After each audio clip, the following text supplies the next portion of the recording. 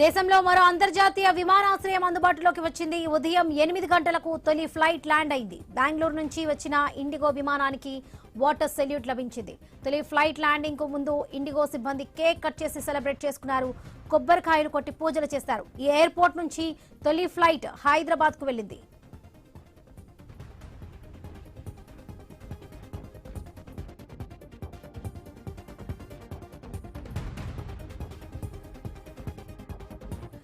నిత్యం రద్దీగా ఉండే ముంబై ఎయిర్పోర్ట్ పై ఒత్తిడిని తగ్గించేందుకు నవీ ముంబైలో ఎయిర్పోర్ట్ ను నిర్మించారు. అక్కడి నుంచి ఆపరేషన్స్ మొదలయ్యాయి. లగ్జరీ వసతులతో దాన్ని నిర్మించారు. ముంబైలో పాటు పుణె, కొంకణ్ ప్రాంతాలకు వాణిజ్య పర్యాటకానికి మరింత ఊతమిస్తుందని భావిస్తున్నారు. పౌర విమానయాన రంగంలో కొత్త శకానికి నాంది పలికినట్టు అదానీ సంస్థ ప్రకటించింది.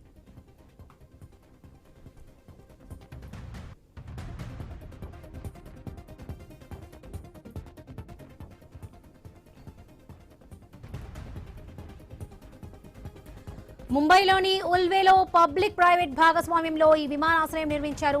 19,650 కోట్ల రూపాయలతో ప్రాజెక్టు తొలి దశ పూర్తయింది. మొత్తం 4 టెర్మినళ్లు ఉంటాయి. ఒకటి అందుబాటులోకి వచ్చింది. లోటస్ ఆకారంలో నిర్మించారు. ఏటా 2 కోట్ల మంది ఇక్కడి నుంచి ప్రయాణం చేస్తారని అంచనా వేశారు. ప్రాజెక్టు మొత్తం పూర్తయితే ఏటా 9 కోట్ల మంది ప్యాసింజర్లు ప్రయాణాలు చేస్తారని చెప్తున్నారు. ప్రముఖులకు ప్రత్యేక లాంజ్లు, స్వల్పకాల వీడికి హోటల్ వంటివి ఉన్నాయి.